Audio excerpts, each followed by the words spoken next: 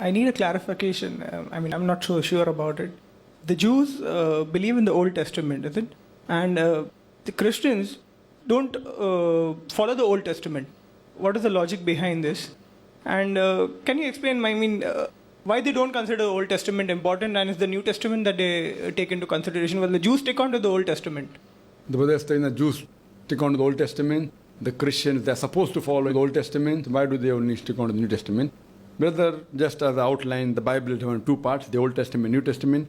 Old Testament deals with the lifestyle of the prophets that came before Jesus Christ, peace be upon him. New Testament, it starts the life of Jesus, peace be upon him, and about his apostles and all. So there are two divisions. Now, the Jews are supposed to follow the Torah, the Psalms, everything that's there. That is the complete Old Testament. So Jews are sticking to that.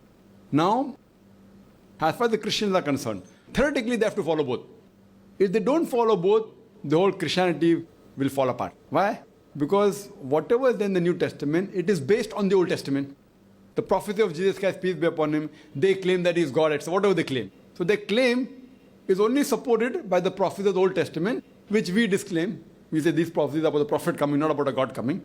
Based on the Old Testament is the New Testament built. Without the Old Testament, the New Testament on its own doesn't have any value. So many of the Christians don't know about this.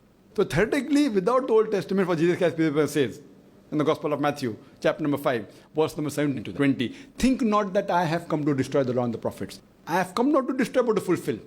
Till heaven and the earth pass away, not one jot or tittle can pass away from the law until all be fulfilled. And whosoever shall break one of the least commandments shall be called least in the kingdom of heaven. And whosoever shall keep the commandments and teach the same shall be called great in the kingdom of heaven. Unless your righteousness exceeds the righteousness of the scribes and the Pharisees, in no way shall you enter the kingdom of heaven. So according to Jesus Christ, unless you are not more pure than the Jews, unless you don't follow all the laws and commandments of the Jews, you cannot go to paradise. So if you take out the laws of the Jews, how can you go to paradise? So according to Jesus Christ, peace be upon him, the New Testament is built on the Old Testament. So theoretically, they have to follow. If they don't follow, they cannot be a good Christian. They cannot enter paradise. So they have to. Sorry? No, they have to say theoretically. But practically, when we argue with them and prove to them that from the Old Testament, we come to know about the prophets of Muhammad Sallallahu Alaihi Wasallam, no, we don't follow the Old Testament. These people who don't have much knowledge, but a knowledgeable person cannot say that. Because if they don't follow the Old Testament, the New Testament itself carries no weight. Because if the New Testament says that you have to follow what is there in the law of the Musa alayhi salam. Read Gospel of Matthew, Gospel of John, Gospel of all these Gospels, what Jesus Christ said, that it has been said of the old times. Thou shalt not commit adultery, but I say unto you. So what has been said of the old times?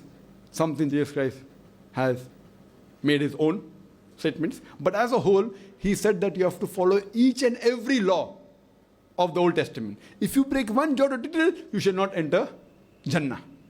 So if you don't have that law, how can you follow? So theoretically and practically, they have to follow, but they don't do it.